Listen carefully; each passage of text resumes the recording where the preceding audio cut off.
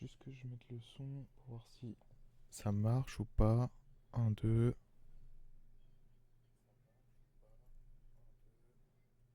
Ouais, parfait.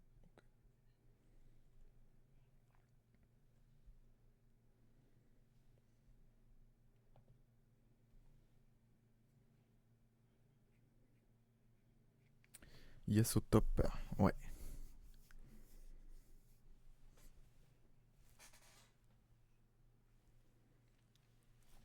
On va attendre juste 5 minutes le temps que. Non, ton micro, ok. Normalement, là, ça devrait être à peu près mieux.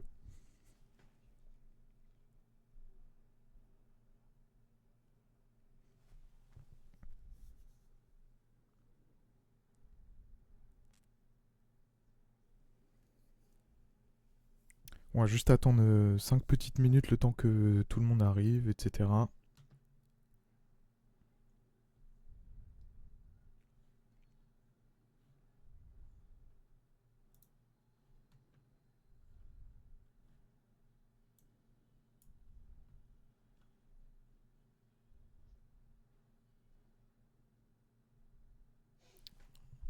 Ah, que d'une oreille.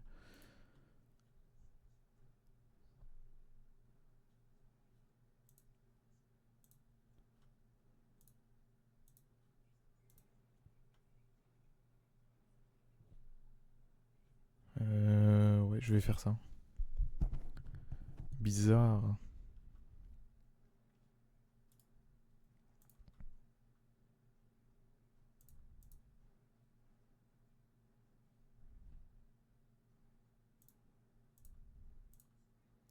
Ah, normalement là ça devrait aller. Ça devrait être mieux parce que j'avais pas mis mon micro en mono, parce que c'est un mono.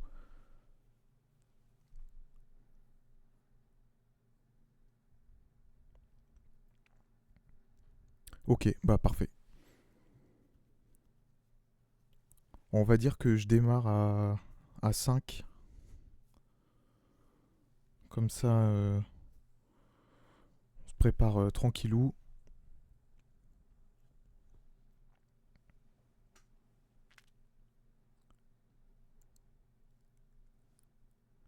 Non, j'ai pas arrêté, effectivement.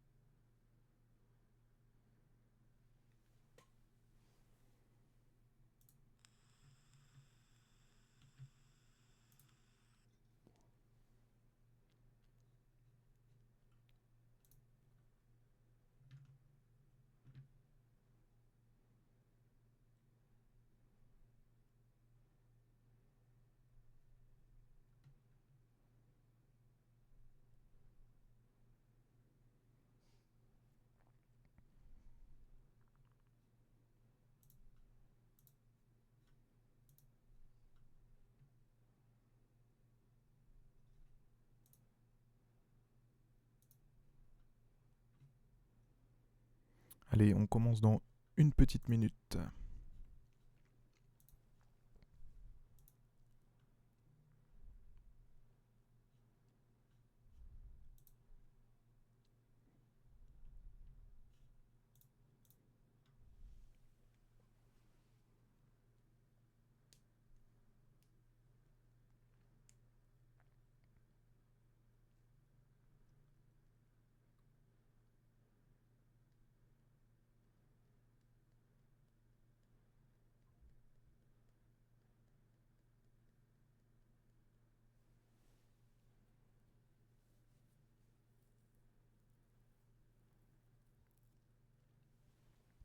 Ok, allez, c'est parti. Bon, bah du coup, bonjour à tous. Merci d'être là ce soir. On va parler de blockchain, vu que c'est le mois du Web3. Et on va voir un petit peu ce que c'est une blockchain immuable. Et on verra un petit tricks qui rend en fait le concept de blockchain immuable un peu bancal. Ça, je vous le montrerai plutôt à la fin. Donc du coup, qui je suis pour ceux qui ne me connaissent pas, moi c'est KLM, ou Clément, ou Clem, enfin peu importe. Euh, je suis en dernière année d'études à l'école d'ingénieurs NCIBS à Vannes. Et je suis membre du bureau du club de CTF et de l'équipe GCC. Je pense que si vous faites un peu de CTF, vous devez connaître normalement. Mais du coup, c'est le club de l'école. Alors, aujourd'hui, je vais faire un rapide rappel du concept de base, donc de la blockchain. On va partir vraiment du tout début, au cas où, comme ça je peux toucher le maximum de public possible. Ensuite, je vais vous parler de l'EVM, donc c'est la Ethereum Virtual Machine, et des smart contracts, ou contrats intelligents en français, qui sont grosso modo des bouts de code qu'on peut déployer sur une blockchain. Alors, le concept de base. Une blockchain, en gros, c'est une base de données euh, dans laquelle vous allez pouvoir inscrire des informations qu'on appelle des transactions. Ces informations-là, donc chaque transaction, sont mises dans des blocs et il y a un certain nombre d'acteurs qui vont valider avec un consensus, en étant tous d'accord, un bloc, et ensuite il sera scellé, donc euh, il ne sera plus modifiable. Ça, c'est vraiment le principe de base d'une blockchain. Je ne détaille pas les consensus, etc., mais en fonction de chaque blockchain, ça change. Le but d'une blockchain, c'est de pouvoir assurer, donc c'est le triangle qu'on voit juste à côté, la sécurité, la scalabilité et la décentralisation. Donc le triangle penche plus ou moins de chaque côté en fonction de quel projet et quelle blockchain vous abordez, mais les 3 points majeurs de la blockchain, c'est ce triangle-là. L'avantage d'une blockchain, c'est que vu que le bloc est scellé, les informations qui sont figées dedans ne peuvent jamais changer. Et ça augmente donc la traçabilité, parce que du coup vous pouvez tracer des objets, tracer des flux d'argent, etc. Et c'est très utilisé pour... donc ça c'est pour la décentralisation. C'est aussi utilisé pour sortir un petit peu du système monétaire traditionnel. Donc ça, c'est à la base, ça avait été créé pour ça.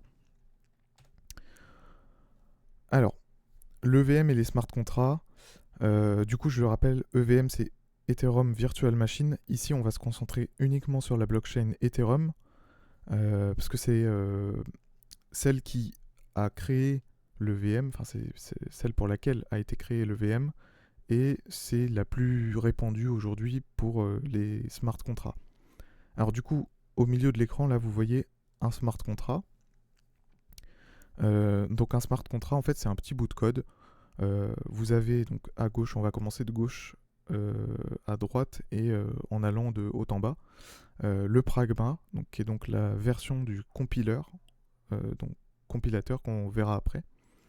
Le nom du contrat, donc, qui est déclaré par contract, et le nom du contrat. Donc ici, c'est juste un contrat qui est utilisé pour renvoyer Hello World. Et ensuite, on définit des fonctions dans ce contrat. Donc c'est à peu près comme du Python, c'est plutôt orienté de cette manière-là.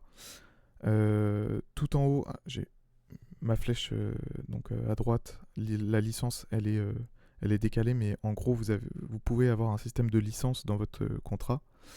Et du coup, le return et le world qui est tout en bas du contrat, c'est le code. Dans ces contrats, vous pouvez mettre pas mal de choses. Vous pouvez notamment automatiser des tâches. Donc, par exemple, un utilisateur va déposer des fonds puis les retirer. Donc, ça peut être, ça peut faire office d'une banque, ça peut faire office d'un bloqueur à temps déterminé. Donc, c'est-à-dire vous déposez tant de monnaie et vous le bloquez pendant tant de temps. C'est très utilisé pour ça. Ça sert aussi pour les échanges. Donc, par exemple, la liquidité, etc. Donc ça c'est plutôt dans la finance décentralisée. On n'en parlera pas trop parce que c'est pas le sujet. Enfin, j'en parlerai un tout petit peu enfin, mais là c'est pas le sujet. Nous on s'attaque vraiment à la technique interne à tout ce qui est l'EVM et les smart contracts.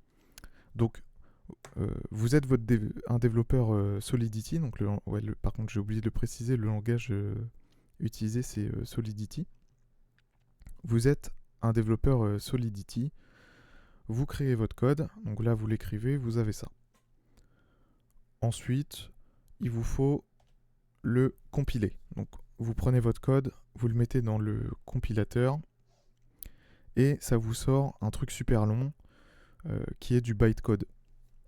Le bytecode, pour un contrat, il faut savoir que ça commencera toujours par 60, 80, 60, 40 au niveau des bytes. C'est les 4 opcodes qui sont nécessaires au déploiement du contrat. Et ensuite, tout le reste, ce sont vos opérations que vous faites. Donc là, pour juste un return hello world, vous voyez qu'il y a quand même pas mal d'informations. Donc pour des contrats plus longs, après, c'est vraiment des bytecodes bien plus longs. En général, ça ne nous sert pas, sauf lorsqu'on va faire du reverse, et ça, ce sera plutôt la conférence de MK, donc pas celle d'après, mais la dernière. Parce que du coup, à partir du bytecode et des opcodes, vous pouvez retrouver, produire un pseudocode, à peu près en fait comme si dans votre logiciel de reverse, vous appuyez sur la touche décompiler en gros. Et très souvent en CTF, il y a toujours un challenge qui consiste à devoir récupérer le bytecode, parce que le bytecode est toujours public, mais pas le code. Enfin, c'est pas obligatoire. Et puis donc du coup vous devez reverse le contrat pour comprendre comment il fonctionne et ensuite soit l'exploiter, soit reconstruire le flag. Donc on reprend, vous avez votre code, vous avez votre compilateur, vous mettez votre code dans le compilateur, ça vous sort un bytecode. Ce bytecode là, donc là ça c'est une liste des opcodes, j'aurais dû peut-être me mettre à la diapo avant, mais en gros c'est pas exhaustif parce qu'il y a vraiment beaucoup d'opcodes. Mais c'est pour vous montrer que c'est pas très compliqué. C'est juste chaque byte correspond à son opcode. Donc, lorsque vous avez votre bytecode et vous voulez déployer votre contrat, là on va voir comment sont générées les adresses pour le déploiement du contrat. Donc, c'est à l'aide de nonce. Imaginons votre adresse, c'est 0x1, 0, 1, 2, 3, 4, 5, 6, 7, 8, 9, ABCDEF, etc. Et votre nonce, donc, qui est une valeur qui s'incrémente à chaque opération que vous faites sur la blockchain, c'est 2. Pour générer votre contrat et le déployer, vous allez concaténer votre adresse et votre nonce.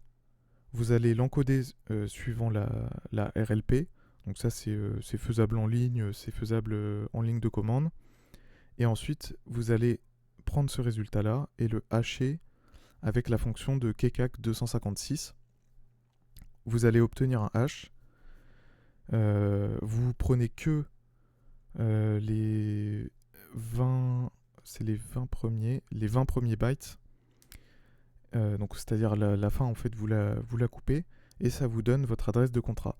Donc si votre adresse c'est 0x01234567, que votre nonce c'est 2 et que vous déployez votre contrat, vous êtes sûr que votre adresse de contrat ce sera 0x58d, donc celle qu'on voit tout à droite. Donc ça c'est en utilisant l'opcode qui s'appelle create, qui est l'opcode que vous utilisez à chaque fois que vous allez déployer un contrat sur la blockchain. Maintenant, il y a un deuxième opcode donc, qui existe, c'est create2. Les 20 premiers bytes, en gros, c'est utilisé parce que en fait, les adresses, le typage d'une adresse, c'est une taille de 20. Donc ton adresse ce sera 20, l'adresse des contrats sera 20, etc. Donc l'opcode create, lui, on l'a vu juste avant, il fait kcac 256 de RLP de l'adresse du déployeur et son nonce. Et il y a un deuxième opcode qui s'appelle create2, donc qui fait un hash, donc kekak 256, de 0xff, de l'adresse du déployeur, d'un cell et du bytecode du contrat. Grosso modo, si vous voulez, c'est quelque chose qui vous permet de précalculer l'adresse à laquelle vous allez déployer un contrat pour, par exemple, donner... Enfin, ça, c'est utilisé pour plus de sécurité, notamment lorsque vous déployez un contrat qui va être une crypto-monnaie ou ce genre de choses, et que vous voulez un peu sécuriser votre adresse, pour rendre la chose officielle, pour éviter que d'autres gens envoient des adresses au hasard et disent non, c'est celle-là, c'est celle-là. Vous pouvez calculer votre adresse avant, donc avec create2, et puis la déployer avec create2. Vu que vous connaissez le code du contrat, vous connaissez votre adresse, 0xff c'est 0xff, et que le cell c'est vous qui le définissez, vous pouvez précalculer cette adresse-là, ne rien déployer, la donner à tout le monde, et ensuite annoncer une fois que c'est déployé. Donc ça, c'est utilisé pour plus de sécurité, on va dire. Et alors, create2, du coup, ça c'est un exemple. En gros, ça ne fonctionne que s'il n'y a pas déjà du code à l'adresse qui est calculé. Donc là, on a l'adresse de wallet qui est 0x123456, le cell qu'on définit à hello et le bytecode qu'on met 0x0. Donc ça nous donne une adresse sur laquelle on déploie le contrat. Et par contre, si le bytecode, donc là, ça c'est la première transaction, et la deuxième transaction, celle du bas, c'est-à-dire qu'on a déjà déployé le contrat. Donc du coup, le problème, c'est que si on essaie de le redéployer, c'est pas possible. Je réponds juste à ta question, du coup, pourquoi le type c'est byte 20 et pas byte 32. J'avoue que j'ai pas la réponse. Voilà, je suis désolé, mais je sais que c'est 20 bytes, ça c'est sûr. Donc pour pallier le problème de on peut pas déployer à une adresse où il y a déjà du code, il y a un opcode qui s'appelle self-destruct, qui est utilisé et qui en gros permet de vider la mémoire à cette adresse-là et de supprimer le code du contrat. Donc jusque-là, on a vu les deux opcodes qui permettaient de déployer des contrats. Donc on peut le faire de deux manières différentes. Donc c'est-à-dire qu'on peut déployer du code sur la blockchain de deux manières différentes. Une qui se base sur un nonce et une autre qui se base sur un cell. Maintenant, il faut savoir que ce que j'ai dit au tout début, c'est que la blockchain, c'était immuable. Et du coup, c'est pas totalement vrai, dans le sens où on peut utiliser une certaine technique pour créer des backdoors, donc c'est-à-dire des contrats avec du code malicieux mais qui ne sont pas encore déployés et qui vont remplacer des contrats légitimes à la base. Donc c'est-à-dire que, comme on l'a vu avant, create2, ça vous permet de précalculer une adresse, mais ça prend en compte le bytecode de votre contrat. Donc c'est-à-dire que si votre code change, votre adresse change. Et là où c'est un peu fourbe, c'est que on peut passer par un intermédiaire, donc ça s'appelle un déployeur. Donc c'est un contrat qui va déployer un deuxième contrat. Donc là, j'avoue que si vous connaissez pas trop, ça reste peut-être un peu compliqué. Je vais essayer d'être concis et simple. Mais donc, vous prenez votre clé privée, donc c'est-à-dire vous avez votre compte. Vous déployez un premier contrat avec create2, dont vous connaissez le code, vous avez le cell, etc. Donc vous connaissez l'adresse à laquelle vous la déployez. Donc vous utilisez l'opcode create2, vous déployez votre déployeur. Dans votre déployeur, vous avez mis du code pour déployer un contrat V01 auquel vous passerez le bytecode en argument, qui utilise la fonction create et qui déploie ce contrat-là. Jusque-là, tout va bien. En utilisant create, du coup, l'adresse du déployeur, vous l'avez, parce que c'est l'adresse du contrat qui va déployer. Et le nonce, il s'incrémente tout seul, il n'y a pas de souci. La particularité de self-destruct, donc qui permet de supprimer du code dans enfin pas de le supprimer, mais en tout cas de vider la mémoire et donc de supprimer tout code avec lequel on peut interagir à une adresse donnée, c'est que ça remet le nonce à 0. C'est plus simple, ça permet au stockage de prendre moins de place, etc. Donc la petite technique pour faire une backdoor, c'est qu'en gros, vous allez appeler self-destruct dans vos deux contrats. Donc votre contrat V01 disparaît, votre déployer disparaît, et donc en gros la blockchain est clean, vous n'avez plus rien dessus. Donc ça, c'était avec vos contrats légitimes. Donc les utilisateurs utilisent vos contrats, etc. Donc tout se passe bien, aucun problème. Maintenant, vous avez utilisé self-destruct, donc il n'y a plus de code à l'adresse du déployer et il n'y a plus de code à l'adresse du contrat 01.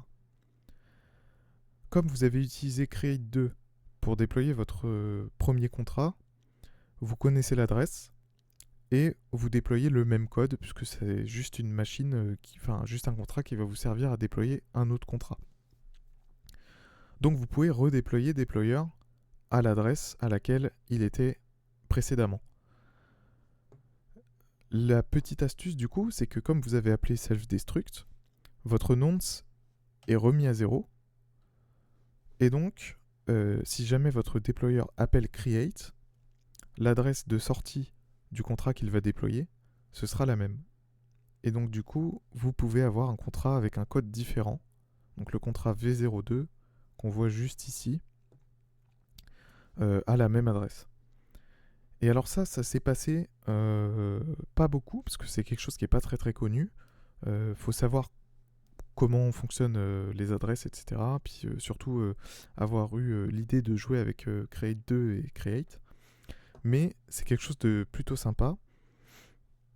Il me semble qu'il y avait un change au Braze de MK il y a 2 ans qui se basait sur une technique à peu près similaire. Et là, on va voir que ça a été déjà utilisé en fait précédemment avec par exemple le hack de Tornado Cash, donc a été donc en gros c'est un attaquant qui a utilisé ces contrats qu'on appelle métamorphiques du coup parce qu'on peut leur faire changer de code et qui a réussi à dérober 2 173 500 $, ce qui est pas rien quand même. Alors après par rapport à certains hacks d'autres blockchains qui reposent sur des vulnérabilités beaucoup plus basiques, on va dire. Ça fait un peu petit quand même, mais ça reste quand même une somme énorme. Et donc voilà, normalement, vous savez tout. Alors c'était super court par contre, il est que 23, mais bon, j'aurais peut-être pu faire un peu plus long, mais je pense que je parle très vite sans le vouloir. Mais du coup, maintenant, vous savez tout sur Create et Create2 et comment faire des contrats métamorphiques. Voilà, si vous avez des questions, n'hésitez pas dans le chat. S'il y a des choses que vous n'avez pas forcément compris, je peux réexpliquer avec des mots peut-être plus simples ou aller peut-être plus loin dans les détails sur certaines choses.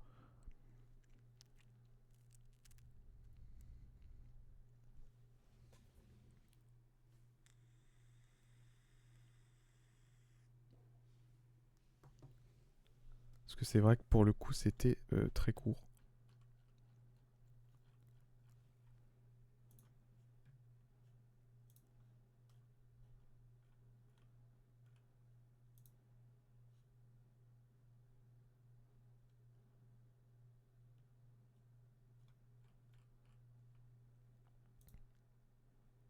Je vais laisser 5 minutes le temps que quelqu'un se manifeste au cas où, et puis après, on pourra dire que c'est la fin.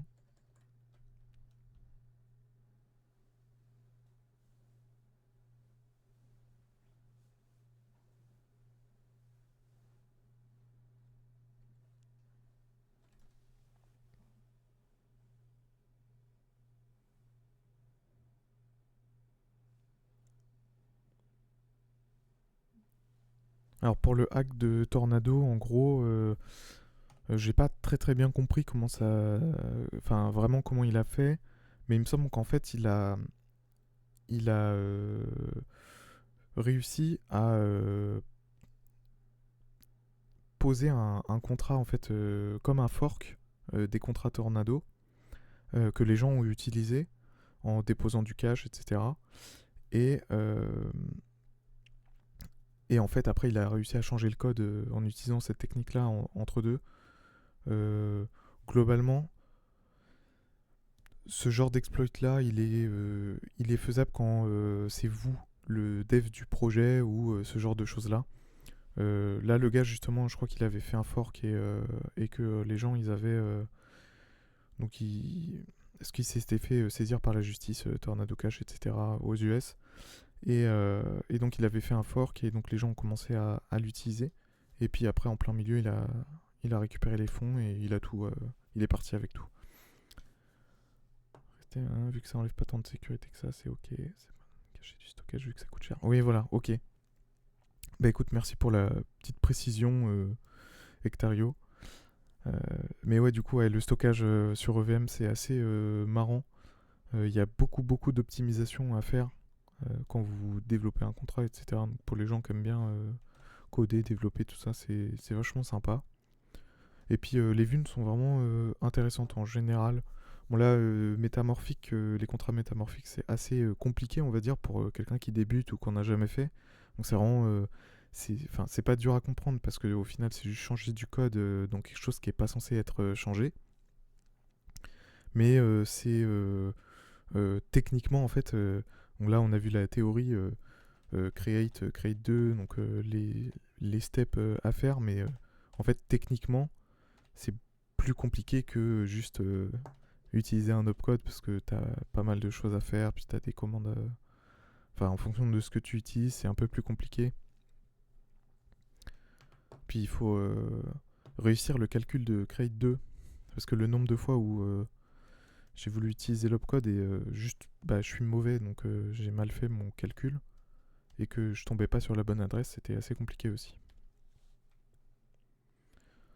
Est-ce qu'il y a d'autres questions?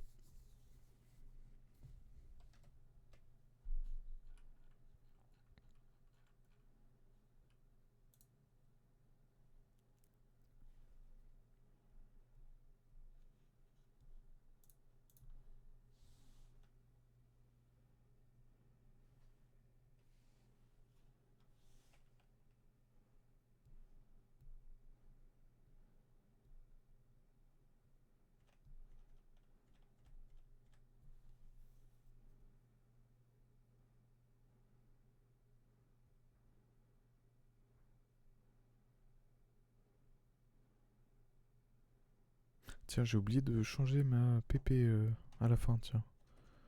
J'ai pas la même au début.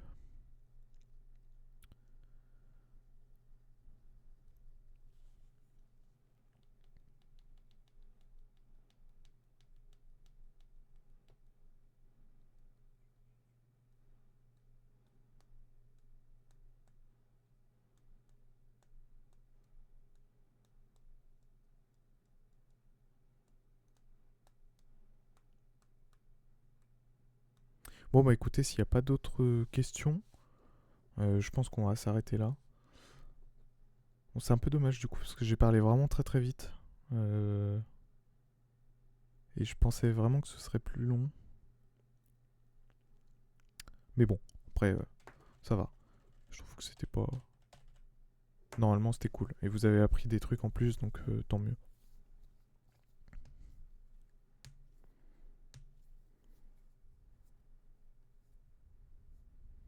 Ok, bah top. Tant mieux. Si vous avez trouvé ça cool, c'est le principal. Bon, bah voilà.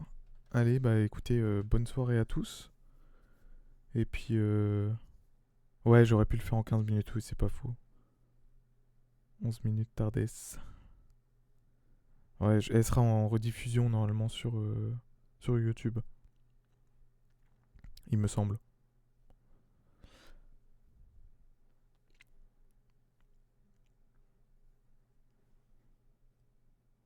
Bon, bah allez, du coup, bonne soirée à tous et puis merci d'avoir été là. J'espère que je vous aurai appris des trucs et puis motivé un peu à découvrir le Web3, qui est quelque chose qui commence à se... Je vois de plus en plus de monde en faire et c'est vachement cool, ça fait plaisir. parce que c'était quelque chose qui était pas trop connu, c'était vachement niche. Il y a quelques CTF qui en font, et c'est vraiment sympa. Voilà, n'hésitez pas si jamais vous avez des questions. Bon, de toute façon, du coup, sur le Discord, je pense que vous voyez qui je suis, parce que du coup, je suis modérateur. Mais n'hésitez pas à m'ajouter si jamais vous avez des questions, si vous voulez discuter, etc. Il n'y a aucun souci, je suis absolument ouvert.